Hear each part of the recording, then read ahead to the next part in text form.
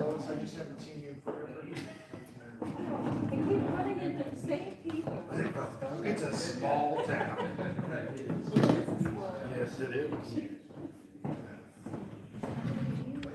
Yeah. Oh, Just wait till we have 40 The day you start the business or buy a business and the day you sell it, they're probably two. so I remember she had 69 years. I'm used to it. I was other people thought my family was weird. It's like, I don't know.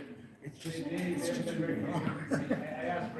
I didn't try Try living with them. It wasn't my design. They're moving along still. Okay. Can you check that again for me, Chris, and see if it's live? Yep. Yeah. Okay. Yeah, so, well, I'm going there Saturday. Yeah.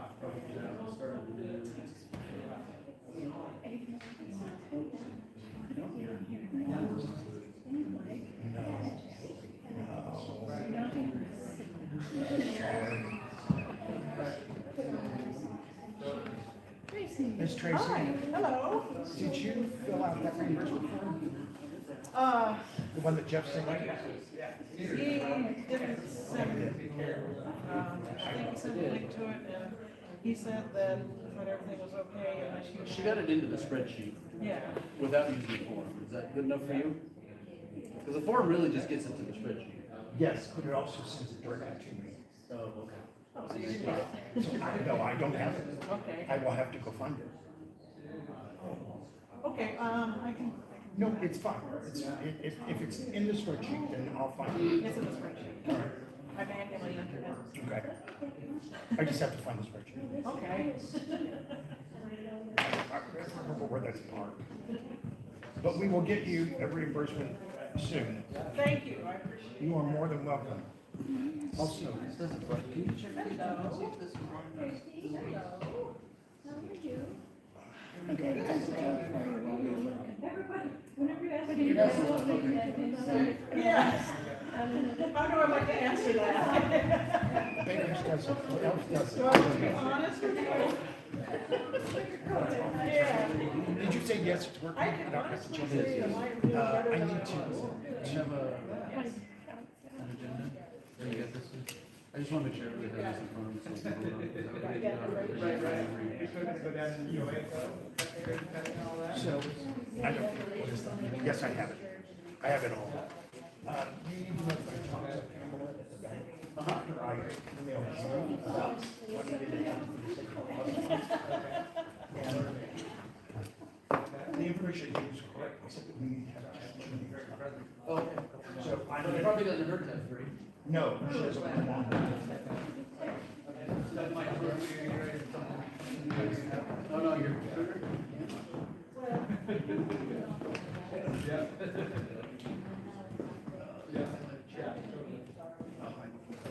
All right.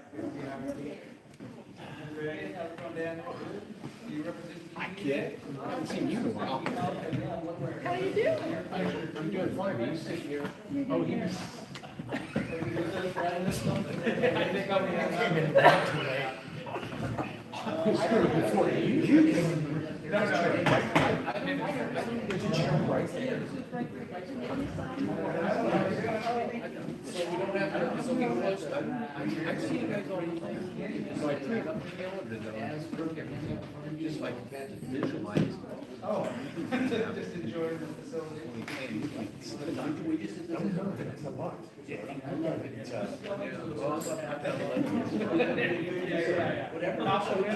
Some of my children. Why are those chairs facing us? There's a whole conversation we can have because the work I always have.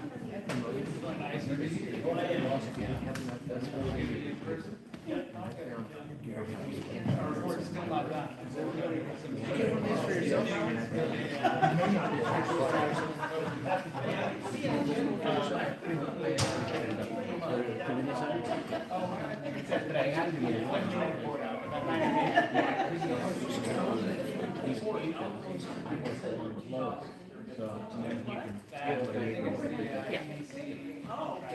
Thank you, Jeff. How strong I feel about director and formally general public.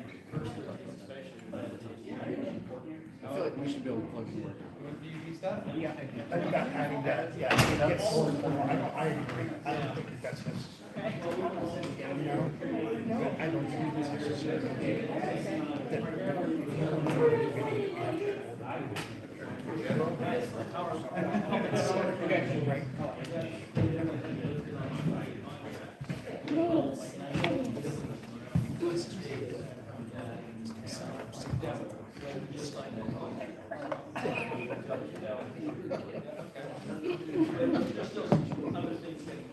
Nothing worse than that.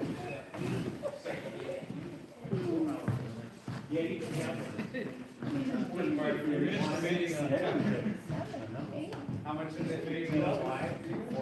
Well,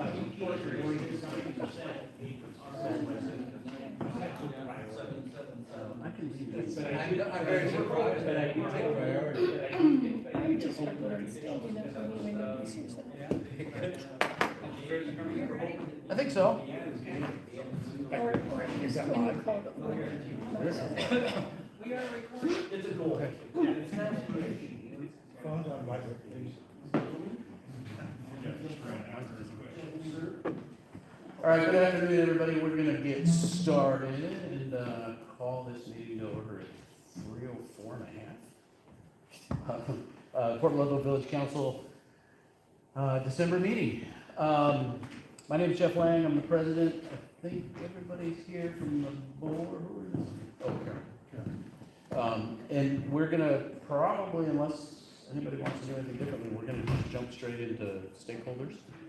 And this month I have Jameson on as our first speaker from Jefferson County Public Utilities District. Jameson, I'm gonna be over, yeah, if you would. I don't know if that mic's on, and I'm gonna be overly aggressive with names because we're streaming and AI machining it after the fact, so. All right. We'll fix people's misspellings most of the time, but, anyway, Jameson Hunt. All right, so James Hahn, Jefferson PUD Communications Team. So we have a pretty nice little weather pattern. I mean, a little rainy, but we've had I can chat. We've had a pretty good run with our weather this year as compared to the last couple of years, where down here in the Ludlow area it was a little dicey, where we have entire feeders out. So we're on a good track. Of course, we have a lot of rain on the way, it looks like, coming up, but hopefully the wind will keep itself kind of minimal. But things that might impact the Ludlow area coming up, we've actually put in for a grant to complete just north of here a feeder that is going out to Maristone Island, Hadlock area, and also feeding down to the North Bay area. So the feeder extension there, we've actually started work crossing over by the quarry, and that basically involves running a new feeder direction that would segment about 2,000 customers and really help with resiliency in this area, actually the north side really, because South Bay we can really compartmentalize things from the Ludlow substation. So in a nutshell, it would, the grant funding, which I think was $6 million that we're seeking, would greatly improve reliability for customers here and keep the load minimized and distributed evenly between our substations, which is a great thing. Speaking of that, we just had, it doesn't impact here directly, but a good look at how we're working on our substations to even load is between our Hastings substation and Dana Arbor substation in Fort Townsend itself. We just installed a load break switch, which is something that you can actually see on the Oak Bay Road. And it's a good identifier of where we can help segment line to minimize load for repairs, and also just even out load between substations. So we just had one of those go online in Port Townsend because Hastings substation has a very high load on it. It basically covers everybody in West Port Townsend out to Cape George and beyond. And that really helped even out about 2.1 megawatts from that Hastings sub to our Dana Roberts. So you see that kind of work on the back end, stuff that day in and day out we don't really get to talk about, but it's stuff that is always happening and our engineering staff is looking at. So those kind of efficiencies are, yeah, again, not usually at the forefront. We experience an outage and people know what's happening, but then you don't see this work on the back end. So, beyond that, we have also not really impacting the Ludlow area because you have your own water system, but we very much like every water system around are doing a rate study, an impact study on wastewater and water rates. So that is something that across the board, wherever you're at, it's ongoing. The cost of service is going up, infrastructure is aging.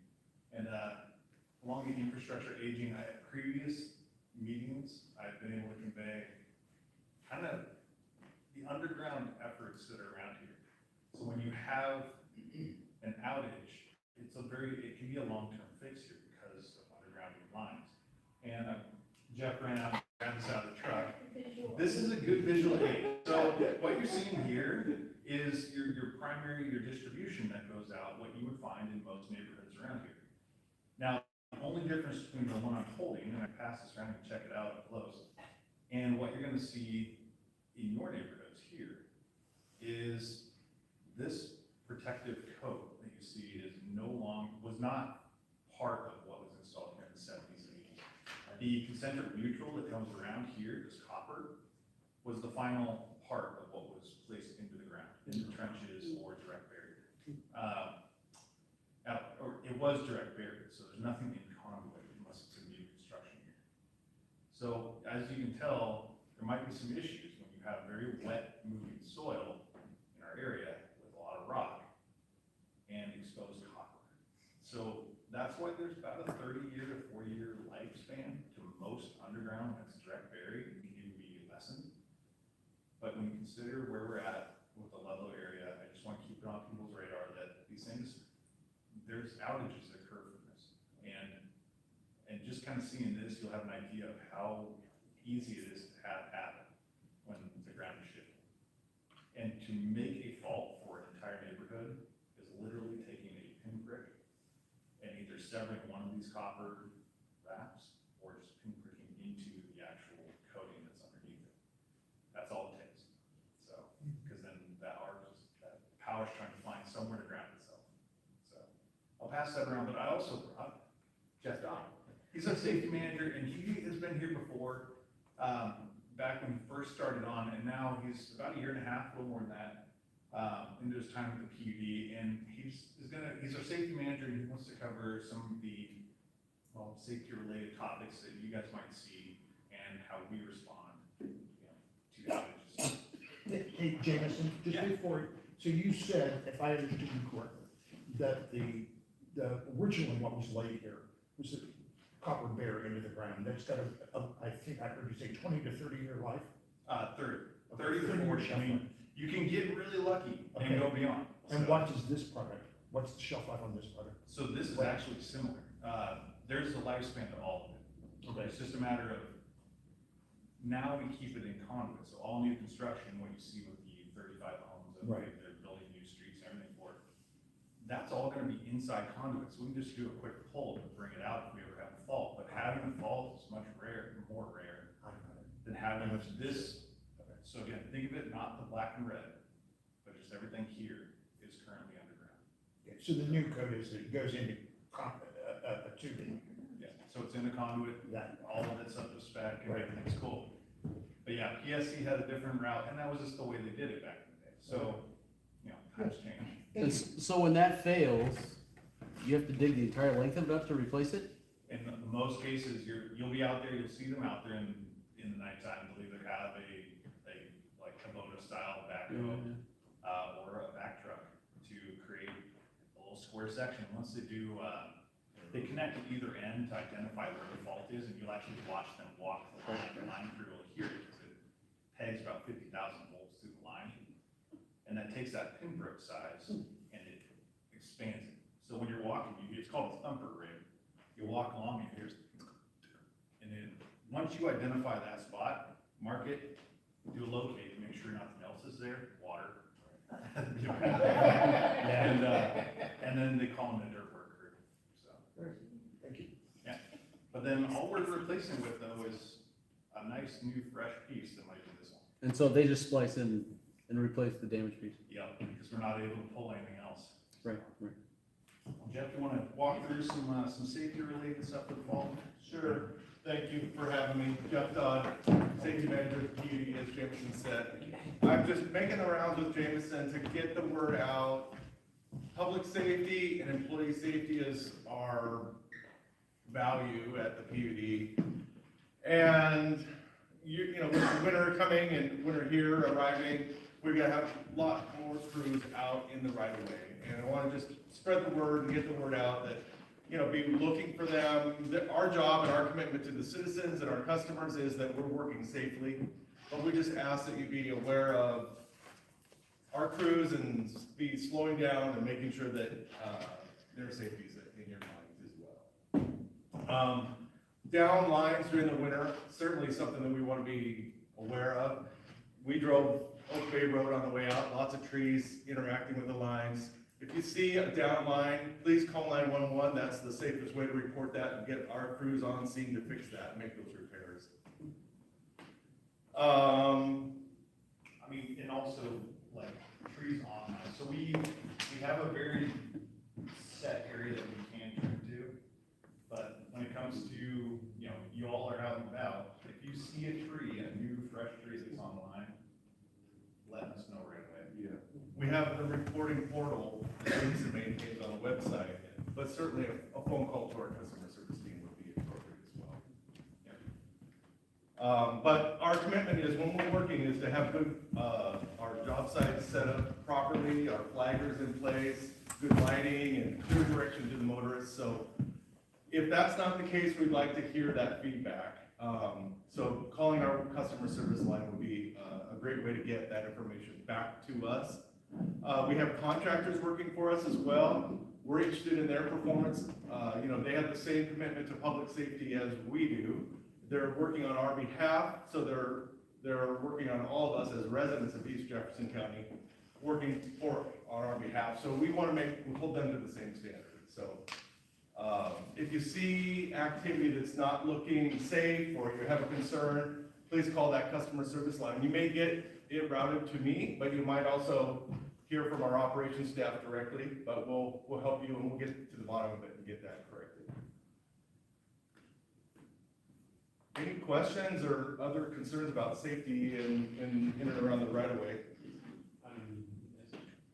Anyway, yeah, my question is really in regard, first of all, it's great information. My question is really, how do you get that out? And how can we help? Yeah. As well? Well, is there a newsletter or communication with your residents? Yeah. That'd be one way, and Jameson and I could help to get kind of some language that might be appropriate for that type of communication. We have our own PUD newsletter that's sent out to each customer, so that's another way, and Jameson has been really dedicated to making sure, especially during the winter months, safety is paramount in that newsletter, and I think we get good participation, since Jameson's newsletters are awesome, and you know, they're interesting, and there's always relevant and timely information. Safety is hard to get that, you know, everybody's attention. Tomorrow at the Department of Emergency Management, we'll be doing a drill with the DEM. The Department of Emergency Management's acronym is DEM. We'll be at that location. We're doing a drill tomorrow with them. It's a statewide drill, testing communications amongst the participants. And power outage is the drill objective. That's going to be the scenario of a statewide power outage or widespread power outage in Washington. So you know, Department of Emergency Management is another partner that helps to get that information out. We had the library series on safety and winter prep. Jameson attended that and spoke to anybody. I think they had 800 people attended that series. So that's another way that we get that message out. Coming to these types of meetings in other neighborhoods is another way. So we are trying to be creative with how, as a responding community, fire, police, Department of Emergency Management, and the PUD, all trying to be creative and getting that message out. But So when it comes to with the DEM and PrEP prep, so neighborhood preparedness groups. There's a whole bunch of them in the Ludlow area. I always try and keep it out there to folks to reach out to us. If they want to have a better understanding of what's happening in their specific and prep area, we'd be happy to come out, visit, walk through the neighborhood with everybody so they understand how we respond and how they can respond to basically stay safe. And so myself and most likely Jeff would come along and give that kind of walkthrough. It'd be really quick. It's a good way to get the whole neighborhood together because it's very hard to do. But that could help center everybody in the area. Thank you, Howard, for asking. That kind of gets us on point to be thinking about all that collectively and make sure there's something we missed. If you have an idea, please reach out, give us some suggestions. This is a different topic, but has there been any more said about possibly PUD offering internet service? So in the Ludlow area, again, unfortunately it's considered served by in the grant realm of things, how they look at an area as served or unserved or underserved. And the Ludlow greater area is considered served according to the state and basically every grant funding organization out there. And Will O'Donnell, our communication and broadband director, just went to every extent he could to pull in 65 million in funding. Unfortunately, if you look at those maps, it is right outside of Ludlow and is down to the plot size, the actual lots is how close we had to be, or else you would risk not getting the funding. So what you see on there, I always tell people, please register, it's free, and it gives us points so I can maybe point to our commission. I'm pointing to it right now. In the future, if there is a demand, we are building our network large enough to handle everyone. And the idea is, of course, a cost benefit. So when you register, it's a dot on a map that's like right in your hand saying, I've been interested. So it does help us. It's just, that's years out if possibly, so. I'm with you, Lois. Got my fingers crossed for our neighborhood. Yeah, so just getting back to, thank you for having us. The message I was trying to convey is if you see down lines on your driving around the community, please call 911. You can always call our customer service line, but I think the 911 number is something we can all remember and not have to look up. Make that call, get that to the dispatch, they'll get us on scene. And we want to be working for the safety of our employees and the citizens and the customers in Jefferson County. So, thank you for having me. It's my first time in the Bay Club. It's beautiful. For the next.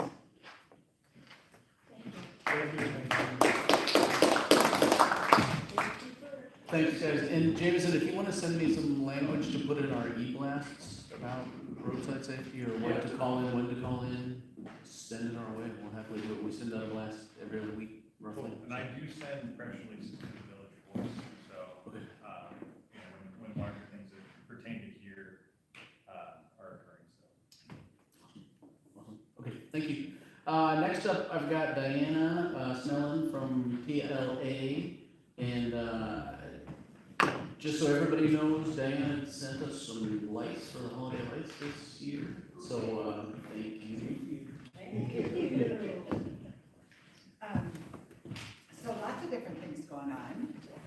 We'll start with a lot of the fun stuff, and then I'll talk a little bit about the town hall that we just had, as well as the letter you're talking about. Can you go to the mic, just so the camera picks it up, just to make sure? Here, is it working? Yeah, I think you just have to get closer than Jameson was. Okay.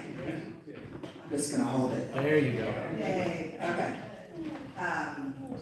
So the big thing is the 5th annual tree lighting at the Village Center is this coming Saturday. I just found out we have another little food vendor going to join us, so that's great. It's from 4 p.m. to 5:30. Santa will be there, cookies, hot chocolate, and we're real excited about it.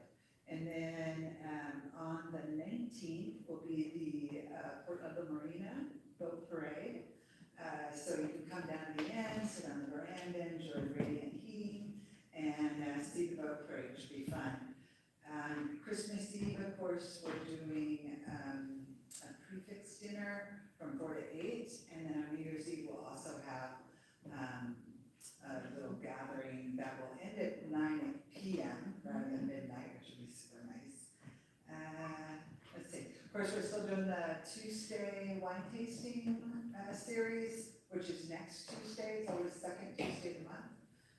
Chinook Arts and Crafts is going on next weekend, so that's good to do. Portland Performing Arts, it has a performance called Take 3, so that's another good thing.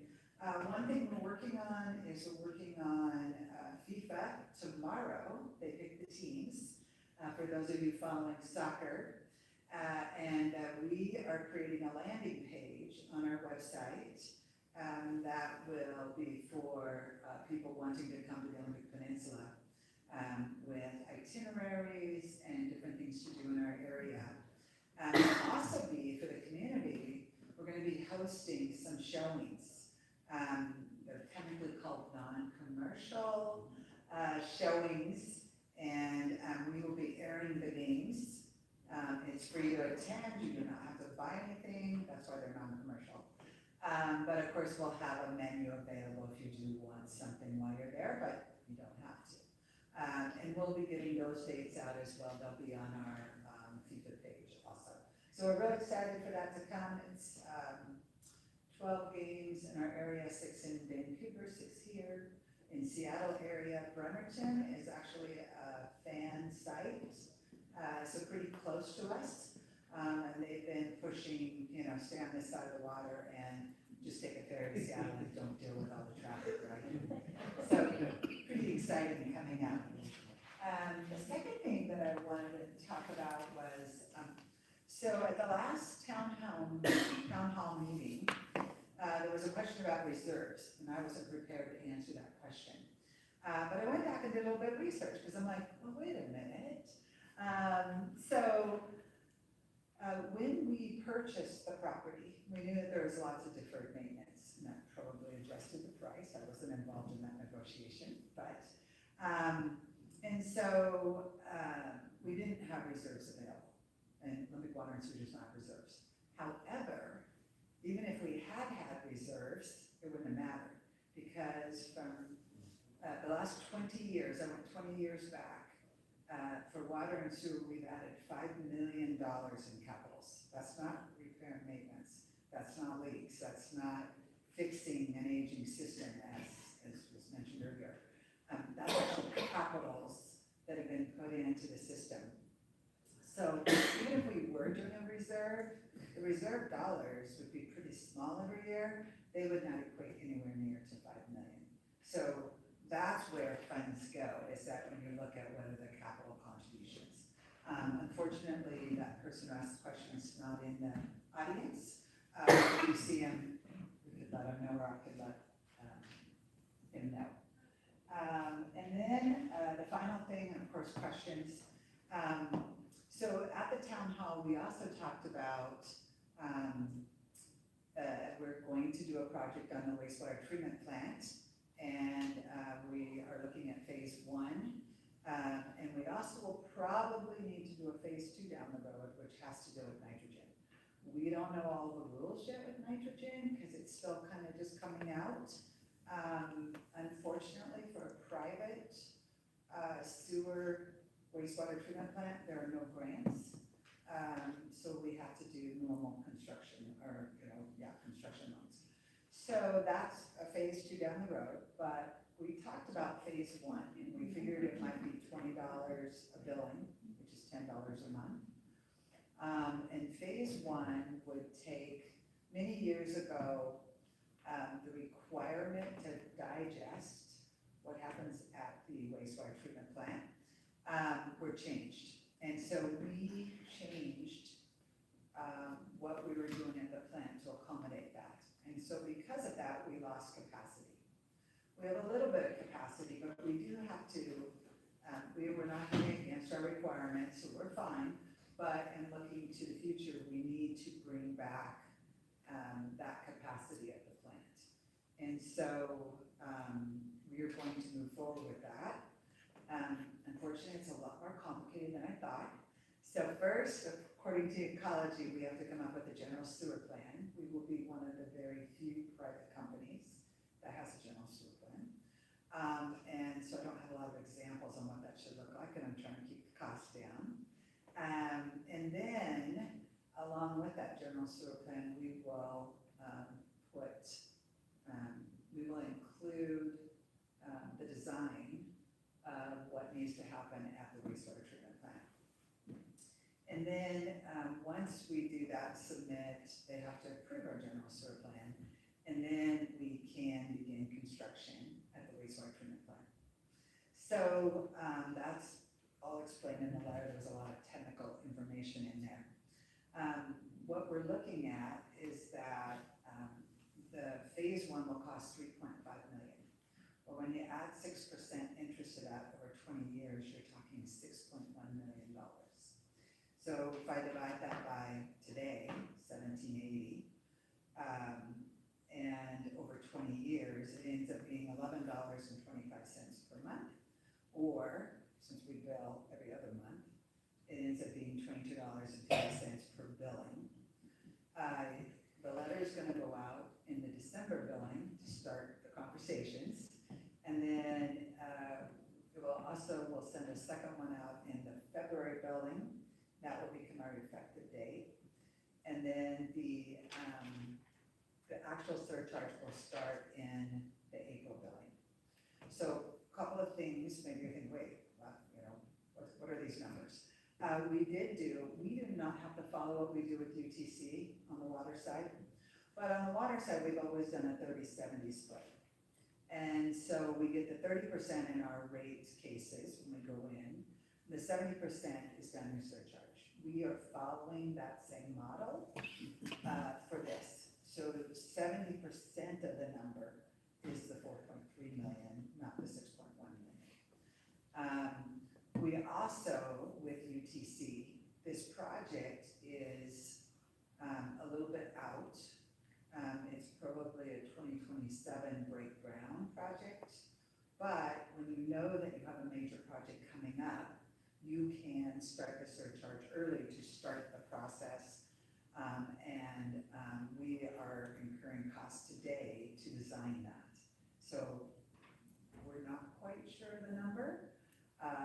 The engineers have come up with a number.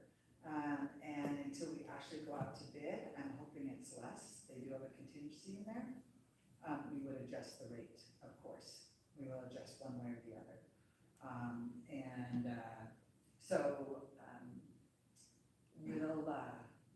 if we need to, and maybe this is something if the PLVC hears a lot, we could certainly do another town hall somewhere in that January, February timeframe. Certainly open to that, and then, and Jason could talk very, very technically about what will happen to the irrigation basins in the different parts. We do have a semi-draft that we could even show kind of what we're looking at. I could even include one with the letter. I could put on the back of the letter. I think there's room. So we'll do that. But I just wanted to make sure people are aware of it. We'd love to meet with utility committee once they get that back up and going. If they have any questions or concerns. But just wanted everyone to know this is coming.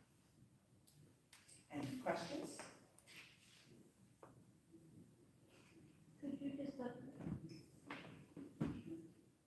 Could you just update us on the Falls Terrace project? Say that. Falls Terrace, I've had a few Oh, questions yes, about yes. what it's gonna do to the falls, for example. Yeah, so also, we are starting to look at, the marina phase 2, so we're looking at Deep Dock West, so that's also happening.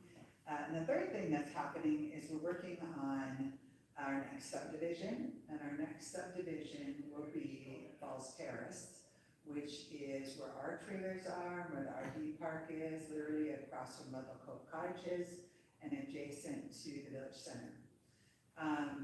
We have probably gotten through 90% of the survey. I still have not seen a land plan yet. I'm waiting. The county has reviewed SRTs, setbacks, I don't remember what SRT is, but, the setbacks. And, now we're just waiting for the engineers to finish that up. I know there's a lot of concern in regards to around the trail. There's a number of different flags out there. So they flagged both sides of the creeks. There's two, one sometimes and one definitely, part of the falls. They also flagged 150-foot setbacks. And they may have even, I think the utilities are flagged. There's a number of different flags out there. Will the trail change? I don't know. The trail that goes along the creek, the falls down to the meandering brook will not change. I'm not sure about what the loop will look like because I've not seen a land plan and I haven't seen a setback. So as soon as we see a land plan, I know there's a lot of question in the community. I didn't want to come to you and say, we've already got this, it's done. Yeah. But I called Larry, Trails Committee, immediately when we said this is where we're moving to next. And told them, we'll sit down, we'll have a conversation once I have a land plan. So I communicated early, and now there's a lot of people who want details, and I don't have details yet. But as soon as I have details, I can share that. So no builders that selected or anything? A builder? So we will sell that to a builder at some point, but we have But to not get yet. through. Okay. Yeah, there's not, definitely not a sell, we need to finish it. We probably won't even get a permit for, I don't know, could be 6 to 8 months, I heard last. And then to finish the plat, could be another 6 to 8 months. Right now, the RV park, we are planning on them going through the end of October 2026. So, that's kind of what we know today, is that we think we're gonna be a permit somewhere around there. So what are you putting in there? Because there seems to be some confusion about whether they're homes, condos. No, a single family. Single family means a home? Okay. And Yeah. 60? The number that was floated was 60 homes are going in? I have no clue. Oh, okay, so I that don't might have just be a details rumor? yet. Okay. Yeah, it depends on the Because setbacks. there's only 30 campsites, right? There's what? 30 campsites? 30, there's RV park is going, and there's RV park's 30, going. yeah, and there's 30 campsites there. So I think the community was confused, are you putting 60 homes in a 30-site area? No. Okay, so Yeah. it's just misinformation, I think. Yeah. Well, see, that's the thing, is that I try to communicate early, but there's no details yet, so people are making up details, so, yeah, it's single family homes. It'll be from basically Breaker to Paradise, depending on setbacks, wetlands, creeks, all of those things. Thank you. Uh-huh. And the property involved is more than the RV park footprint. It's also the land next to it where your offices are currently in town. Yeah, and then it goes from Oak Bay to Paradise. Oh, okay. Goes that whole thing. And then we're still trying to figure out what we're gonna do with Breaker. Right now, Breaker has become a shortcut. Mhm. And, I'm wondering for walkability, if there's not a way to keep the shortcut, but make the shortcut tight so that people don't just barrel through there. So, if you think of some cityscapes, they build planters in and they make it look tight and they don't allow, and there's some of that going through. So right now, it's just people don't go the four-way stop, they just cut through. So they're also, how does that look? So it seems like a perfect place for another roundabout. That'll keep people out of it. I love the roundabouts. I do too. I do too. It's so much easier. Oh, so much. Are you gonna be building around the Kitsap Bank? Yes, so like, from the Kitsap Bank, it'll be kind of here. And then, I would envision that the homes will somehow circle that, because that road will probably be there somewhere that's there currently. So I'm not sure how that will go in yet, because we don't have an approved site plan yet.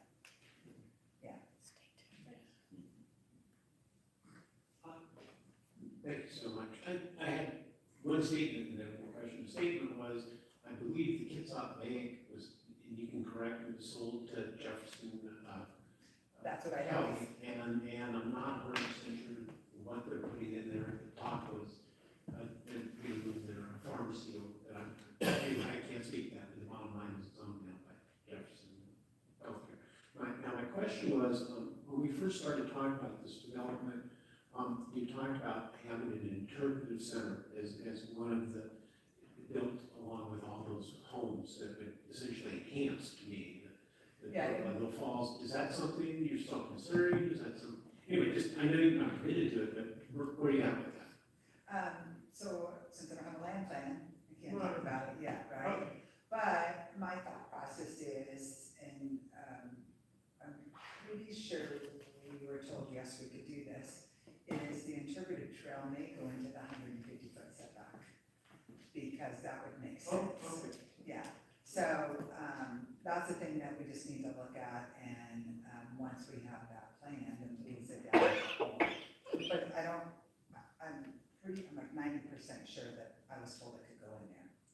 Well, we all know that the falls is a real asset, and anything we can do that enhances that at the same time as you be able to do your development would be great. Okay. Thanks. Thanks, Dana. That leaves us with Greg Brotherton, our Jefferson County Commissioner from District 3, right? Did I write that down right? Yeah, you guys too, right? All right, hello, it's good to see everyone. New board, new president, I'm Jeff. Really, I've been a little absent the last couple meetings, so it's good to see everyone, and happy holidays. I'll start out, Quilty and Brennan are gonna start putting lights up this community centers down there, and they're like, we wanna, chase Blinn. I'm like, really, just chase Port Ludlow. Right, there you go. So, but you guys do a great job. I'm here to talk about the county. I had really three topics I was gonna touch on, and then answer any questions, of course.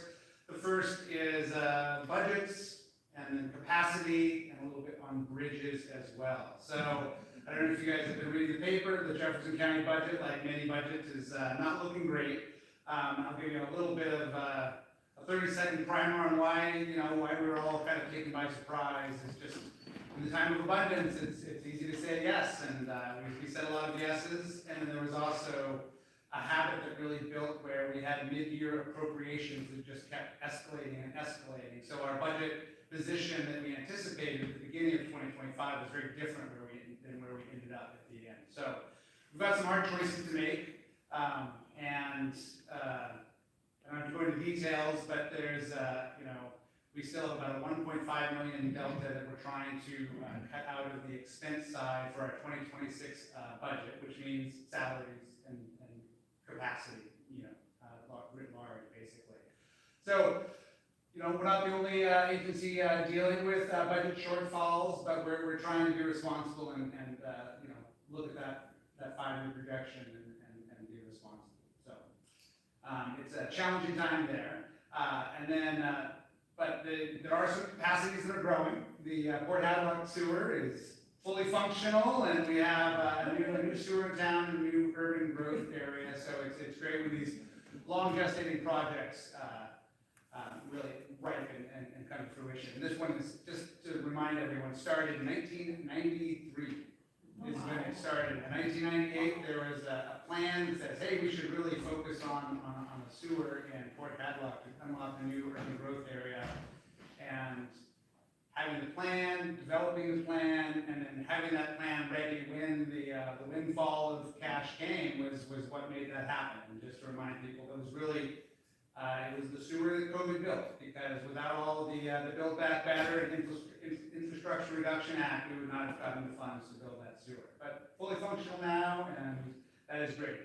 I also love my PUD fiber. I'm sorry you guys don't get it. It's, I had to be Starlink, though. I really did not have access to anything. There was no wire coming to my house to bring any internet at all. So, but it is a great service, and kudos to you guys for all the great work that they're doing, building capacity as well. And then also in capacity, we've had lots of requests for increasing service levels. And we did, thank you to you and all the voters that voted for the Transportation Benefit District, but the TBD that we implemented last year is, we took to the voters in November, and they passed a 0.2% sales tax addition to the 0.1% sales tax that we created councilmanically. And unfortunately, that doesn't really create more road capacity. We're not building more roads. That just gives our public works team the ability to maintain the level of service that we have. And I think they do a great level of service, but we're not building any more roads. We're just trying to keep, do good preventative maintenance on the ones that we have. And then let's talk a little bit about bridges. I think I said it before, but if you're ever down in Quilcene, I highly encourage you to go look at the big Quilcene Bridge that's under construction right now. A little out under stomping grounds, but it is replacing an 80-foot bridge with a 1,200-foot bridge. It is a dramatic project that is going to unlock a lot of ecosystem floodplain down there for the salmon, the summer chum are looking to be delisted and everything.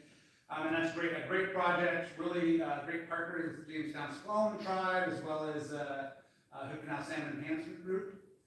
Also players down at the Dosey Wallops, even farther south, where there's a big project to remove the berm that's on Highway 101, or remove the berm that is Highway 101 and make a large bridge out there.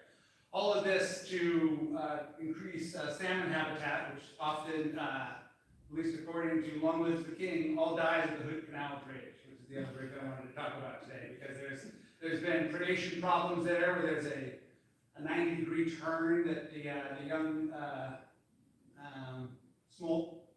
young salmon that don't swim deep, they get stuck in this sort of feedback loop, little death eddy, where the seals just predate all day long. So there was an attempt to put some bumpers in to try to mitigate that problem, and there's also they're trying to get design influence on what to do when we rebuild the Hood Canal Bridge, which is something that is not going to happen soon, but we have to start thinking about it, because bridges, of course, are not cheap, and that bridge is the longest floating bridge in the nation. It's too long of a span and too deep of a channel for anything but a floating bridge there. So figuring that out will be interesting. We, of course, have the roundabouts there, and through the efforts of a lot, we'll have a new gateway piece of arch signage there at that roundabout here by the end of the year, hopefully. And then I was also in a PRTPO meeting today, which is the Peninsula Region Transportation Planning Organization. And that's a 4-county group that basically advocates to WashDOT about transportation planning. Multimodal, the RAISE grant for the Olympic Discovery Trail kind of went through them, as well as a lot of interface with WashDOT. And their biggest advocacy actually is looking at openings on the Hood Canal Bridge. So probably everyone here goes across the bridge or frustrated by, there's 3 types of openings on the bridge, of course, right? There's Department of Defense openings that are not going to be pre-announced. They're not anything we can do about. It's about 33% of them. Another 33% are recreational sailboat openings, and that's the one that everyone wants to address. I've talked to Port Ludlow residents that are advocates on this, and the PRTPO has been advocating a lot as well, and maybe have just gotten the camel's nose under the edge of the tent with FIFA, actually, because the PRTPO staff has been talking to the Coast Guard, and just some of the challenges. Basically, the idea that everyone wants is that for retail sailings to have a preset schedule for when they open the bridge for a recreational sailboat. 10 a.m., 2 p.m., 11 p.m., something like that. So people can plan their day. They're not taken by surprise. What I learned today was that, basically everyone's planning for FIFA. 6, as Diana was saying, 6 events on the peninsula. Kitsap County, Clallam County, Jefferson County, everyone's planning for a huge onslaught of transportation and touristic opportunity. So using that, we were curious about how we could make a temporary 6-week window of a scheduled opening. And so Sarah, one of the staff at PRTPO, reached out to WashDOT and the Coast Guard, because it's a Coast Guard decision on when that bridge gets open, basically. So it's, federal, state, local, that's kind of the tough nut about changing any standard operating procedures at the Canal Bridge. But the Coast Guard was really like, well, here's a form, WashDOT just has to submit this form, there's no charge, and we do a temporary schedule. And so everyone's really, it was a very enthusiastic meeting of the executive committee today, as we said, wow, maybe we can start here and then just, I don't know, have more soccer matches and continue this as the standard. So I might be coming back asking for advocacy from folks that use the bridge a lot too. There's the legislature, the governor, these are the folks that direct WashDOT. When we ask to do something, it means a lot less. So talking to your congressman, my Congress people about the Coast Guard and everything might be something I come back and ask for relatively soon, because we really want to get this going by the June, it's kind of June and July, going forward.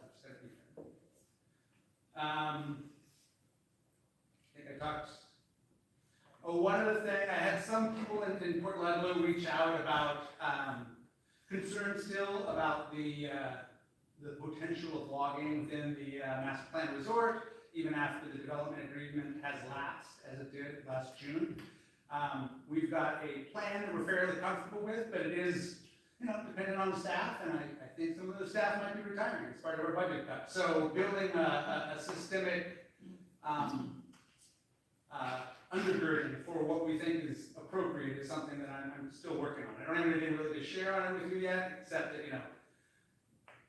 rezoning is challenging. You don't really get to rezone your neighbor's property so much. But I think that's what I had, unless there's any questions on these topics or any others. Yes? Yeah, great. Just very quickly, I understood, and please correct me if I'm wrong, during the last administration, I really don't want to do this, but okay. During the last administration, there was some money set aside for Washington, specifically also addressing the Fleming Bridge and the repair, because it's old, right? So was that in fact the case? And if that was the case, is that money still available for Washington to change of administration?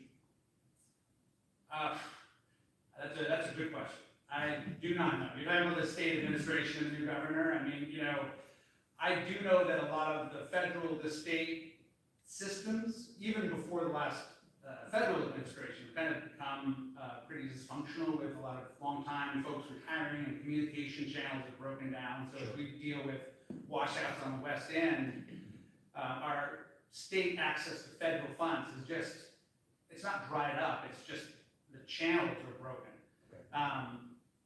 So I don't know, but I can try to find out, but what took me there from your question is the money that the governor found for the Hoh River, the Hoh Road repair, was apparently unclaimed lottery tickets. So you never know where you might find some quarters and dimes. So.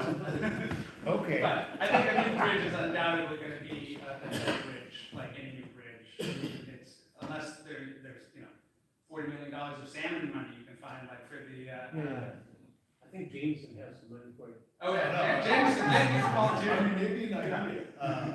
So, like on the budget topic, have you guys gone back to look at the short-term rental? And there was a concern about like short-term rentals not registering here in the county. And there was like 800 of them, where, like there's a leisure tax that can be applied to those, hopefully.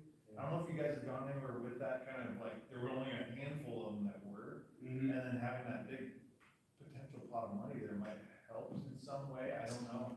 Like, I mean, just throwing out an idea. The road, hell is paved with good intentions. And the idea, many of the plans that we've done in the last couple of years that we thought had a revenue upside, didn't really have a revenue upside. Because you have to have someone watching, like keeping tabs on that program. Well, yeah, so, we are losing our code compliance staff in DCD, and that person was also the person that was managing short-term rental applications. So we spent a lot of staff capacity and legal time and public outreach events. Was never very satisfied. I did vote for it with the short-term rental thing, but the last time I asked, which was about a month ago, we had 9 applications. So, no, not the revenue. And basically, it's just we don't have the capacity to enforce on the back end, so you still have to triage code compliance, complaints that come in. You know, you can go out and find, oh, this person is not, they're doing an Airbnb, but here this person has, you know, 10 cars and, you know, septic waste seeping into the neighbor's yard, you know, which are you gonna deal with first? So with not enough capacity to triage the SDRs, we don't have the, I mean, we have the teeth in our code, but we don't have the capacity to turn that into, you know. Like, I mean, just wondering on if there was ever a dollar amount, but like, if everyone was complying with that, say you had 850 homes registered by law, like, and they were paying on a normal basis, could it be automated enough to like pay for itself and then really help the budget? I don't know, that was something that I'm like, it just seemed like a dollar out there. That was the intention. It also put limitations on how many there could be, right? I mean, there were a lot of, it was a two-edged sword. You know, the fire marshal program was another one where it was sort of predicated on the fact that, well, we need a fire marshal. We didn't really have a fire marshal program. We kind of shared the responsibility of East Jefferson Fire and Rescue. So we built one and then wanted to add more capacity. There was a great opportunity with a staff member that was really very qualified. So we expanded that program and predicated on the fact that, well, we're going to have to do commercial fire inspections, which we've never done, which cost $380. And every commercial establishment that was told you to do a commercial fire inspection was like, now I've been here for 20 years. What are you doing? So there's a lot of pushback to fees, and when you know, I want our regulations to provide value for the end user. You know, I don't think the short-term regulations do yet in the way that makes it pencil, but even if the fire marshal program and the SDR program were 100% successful, everyone that needed to register, all we're legally allowed to do still is fee recovery, right? You can't profit, you know, to put into our administration or something else. So it's, I mean, the revenue generating funds that we have really struggle to augment the non-fee, the general fund dollars, and that's what we're struggling with. You know, I mean, the sheriff's office is our biggest general fund utilizer, and there's just not a lot of funds to go around there. But I mean, the sheriff is looking at the Stone Garden grant again, which we haven't signed up for several years on ethical grounds. It's a border patrol grant that covers overtime and equipment, and now they're looking at it. And you know, that's these are the kind of sometimes you ethical decisions you make are turn out to be pretty situational. And that's what we're discovering. Yes, I am. I don't know how many people are aware, but there is a rule today on the Hood Canal Bridge that says in July and August, it cannot open on evening. I think it's afternoon. Yeah, like from 4 to 6 or something. So. For recreational, that's not for Department of Defense, it's not for commercial. Totally ignore military. Yeah. Military is never gonna be touched. I'm only talking recreational. Yeah. I've always wondered, I just have never done a grassroots campaign for this, if we could put another rule on, since there's an existing rule, because to change maritime law is very difficult. But maybe there's another rule, and I've always, you know, thought in my brain, that maybe the rule could be, you can't open the bridge more than, every 2 hours. Because what happens with the traffic, as most of you know, since we travel this bridge constantly, is the first opening's not bad, and it clears pretty quickly. But the second opening, you just compounded an hour to 2 hours. And sometimes in the summer, there's a third opening. And then you're talking 4 or 5 hours. We've lost real estate contracts historically. Yeah. You know, we've had people cancel at the end, because of those times. But I'm wondering if we couldn't do that grassroots, rule that might help us out, and especially maybe tying it in with the FIFA timeframe. I like that idea too. I'm really excited about, you know, the path to it, because it's not like, I've heard that mechanism explained before, and I think it makes a lot of sense. It's how do how do you affect it when you have to deal with, maritime law and the Coast Guard and the state, WashDOT, which listens to the legislature and the governor, but certainly not, the county. It's like the main, slant advocacy from our PRTPO. So we've also in our, legislative ask this year, we're asking for $150,000 study for WashDOT to do a study on the impacts of, kind of the impacts to vehicular traffic from the recreational facilities, basically. So, I don't know, maybe another study gets us closer, but I love that we now kind of understand if we can get WashDOT to communicate through channels that we're starting to understand with the Coast Guard, we can maybe affect whichever solution is chosen or is palatable easier. Because that's been the hard thing. This is the same thing we struggle with on the Hoe, where you're dealing with wilderness sections next to national park, next to county road, and it takes a literal act of Congress to move the road so you can prevent it from washing out. I'll tell you another just fascinating bureaucracy story about the Hoe Road, because it's one of the most frustrating things that I have to deal with. Is it being worked on? It was fixed. Oh, it's fixed. But it's gonna wash out again. The residents on the road are saying it's gonna wash out right here. I can see where the creek is coming down. We've had proactive, preventative projects on there for years. And some they take, 10 years to go, and they take, 15 years of permitting and millions of dollars. You have to do that before you prevented the damage from happening. But they did, when they fixed the road last time, they put a bunch of leftover big rock right where they think it's gonna fail. So it'll hopefully just fall in the right place and fix it. That's it's about as proactive as we can be right now. But we can do emergency responses to things, but often our hands are tied, down at the Quinault, which is still washed out, South Shore Road, which is a 4-mile section of Jefferson County Road between Grays Harbor County and the Quinault Indian Nation, with nothing but those 4 miles of gravel road. That's Jefferson County, but it's washed out, and we're trying to, access these federal dollars to fix it as we have previously. The mitigation proposal from the Quinault tribe right now is $450,000 to mitigate the repair of this road that unlocks the Olympic National Park. So that's on top of the $600,000 repair is another $450,000 to put an engineered log jam in. I'm not even sure what the mitigation is. Yeah, sorry. Yes, Howard. I'm gonna segue. Oh, yeah, no, This one won't cost a lot of money, so we can get some. happy to hear. And actually asking me for advice on who to talk to. The conversations are ongoing here from folks about speed limits, about crosswalks. Yep. I want to thank the county and you particular for the sign that we have for the 35 mile an hour, which is a temporary sign, I believe, up there.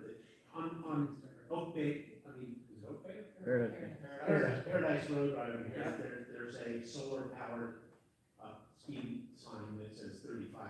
But forget that for a moment. The question is really, how do we start having that conversation? Who should we have it with if we want to advocate for changes to speed limits, to adding crosswalks, or other traffic safety issues as we perceive them? I've had a lot of those conversations in Fort Lauderdale and elsewhere, and I'll say that nearly every street in Jefferson County would be improved by a crosswalk. Of course. So, and we can't do that, and crosswalks are, our county engineer doesn't always think that they are the appropriate tool, right? Because they often make people feel safe, and they aren't safe because they're still crossing the road. And if you have a crosswalk that isn't where a crosswalk should be, that crosswalk is not making you safer, it's making you unsafe. We did, at request of the village council, a speed study years ago when I was first on here, and we did lower the speed limits as we come down into the center, and so it kind of gradually slowed down to get to the 25. And that was based on a speed study and a lot of work by Alan Kiesler and some other folks in Fort Ludlow. almost as soon as those new speed limits were done, I heard from the folks where the speed was faster now, saying it needs to be slowed down here as well. And I'm pretty sure that if we slowed it down for another quarter mile, that the next group would say, oh, it's going too fast. But, I mean, we have beautiful roads here. Paradise Bay is a beautiful road. And, you know, as Diana was talking about breaker lane, if you want to make people drive slower, it should be a less beautiful road without the wide shoulders. And, I mean, it looks like a 35-mile-an-hour road when you're on it, so people drive 35 miles an hour. So there's psychology going into this. I guess I have these conversations a lot, and I usually tell people I'm not going to help you with it at this point because, as I say, we're pretty maxed out at capacity, and usually, I mean, there are people all along Roddy Drive, a state highway that goes, you know, 10 miles of people crossing a state highway to get their mail. There are a lot of places that are rural roads without crosswalks. But you talk to me, obviously I'm. I'm just stating what I hear in conversation. Yeah. And for the board, I wanted to hear from you. I've already heard your statement before, so I understood the answer. Right. But I mean, you can talk to me, I mean, this speed zone out here came because of the same people that asked me, and I said, no, I don't think that there's an argument to continue this further. I don't think that's a good place, and this is what, and I'm saying that because that's what the county engineer told me, right? I'm not telling, I'm not making that decision, I'm just, took the issue to the county engineer, he didn't think it merited a speed study, the sheriff thought it did, and so a speed study is being done, you know, right out here. I'm relatively sure will not result in a crosswalk, you know, at a blind corner, but it might end up in extending the 25 zone a little further. yeah, well, and those warning signs, they're not warning signs, but they're essentially reminding folks to slow down. Yes. That's, I mean, prevention is much better than dealing with the results. Oh, yeah, no, for sure. I mean, Thank you, I don't no want problem. to take the improvement. When you talk about a speed study, is that sign out there recording the speeds as people go by? No, a speed study would be in the Oh, road no. thing across the road, and Tom Ferry, one of our public works staff, is the one that would come and we put it out for a little while. We're doing that on Center Road down in Quilcene where, you know, we had I was 5 years before I was a county commissioner, I was first hired by the county to do a video project documenting the community talking about a speed study that was happening in Quilcene, and we got a grant for it, and that is as far as I know, the longest running grant that has not actually done anything at Quilcene Complete Streets. But it's going to happen this summer. We actually have speed signs going into the downtown Quilcene core, and that's where you see sidewalks and speed tables being really meaningful. When you have a highway driving by a K through 12 school, I mean, that's, you know, there are places where, yeah, you need to make sure that everyone here can walk safe. And I will say, even those conversations, I mean, it's kind of closing, but it was pretty much 50% thought it was just fine, and 50% thought we should put in the sidewalks. But we're putting in the sidewalks, so, yeah, come check out. So one quick question, it'll be a simple answer. So streetlights are just like not even considered? No. Driving around They cost way Portland too in the much. dark is pretty scary. Yeah, no, I know, but, I mean, they won't, you know, they're taking streetlights out of Port Townsend, right? So, another follow-up to the speed study, I'm curious, do you count volume as well as part of a speed study? Cause I feel like since the roundabout went in, this is a much more popular way to get to the Hook Canal Bridge than it used to be. Yeah, no, And I think everybody at this table, and probably everybody in the room, has been on Oak Bay Road or Paradise Bay Road, driving 40, getting past on a blind curve with somebody else all the time. it's no good. I mean, speed limit signs don't change that, but it's also not gonna be captured in this. But it does, speed study captures volume. It's how many people drive a road Hit the during clicker. different periods of time, and then there's heat graphs basically about how many people are speeding in that time, and so it's a volume plus percentage of people that are driving dangerously according to the limited instrumentation. All right? Oh, one more. Yeah. Yeah, I understand that the last LTAC meeting, there was a delay in deciding on the grants, do you know if that's gonna be, cause what, Trails Group has got a request in for new maps and stuff like that, do you know if that's gonna come loose or what's happening there? That request was unaffected by the PLCC's deliberation on LSAP. There were a few awards that they zeroed out and wanted one, funded, and the LSAP considered that already, so any contracts, I think, will still be able to start before the end of the year, but the Trails one, was fully approved when it was first presented. Oh, it was approved? They Okay. just haven't. As of Tuesday, it was not announced. Yet. It takes a little while for it to go through legal and to get the contracts onto our consent agenda. That's Yeah. good news. It's moving forward. Thank you, and we'll make a quick note on that, because in our last board meeting, someone had been to that meeting and said that they were with the county, but that what you just had said, and had been approved in full, but they just hadn't sent out the notification yet, so that's what we're at. Okay, Great.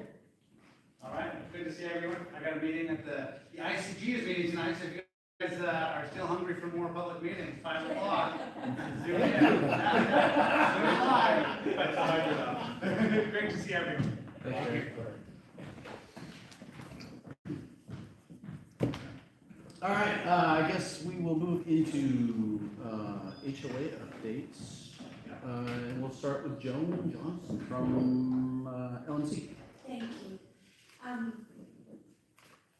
Brian Belmont has been the general manager at LMC for 20 years, and December 31st ends his time. He's I made it sound like he's dying. He's retiring, and he will be greatly missed, but our new general manager, Mike Wilson, has been working hard since hired 3 months ago to learn as much as he possibly can.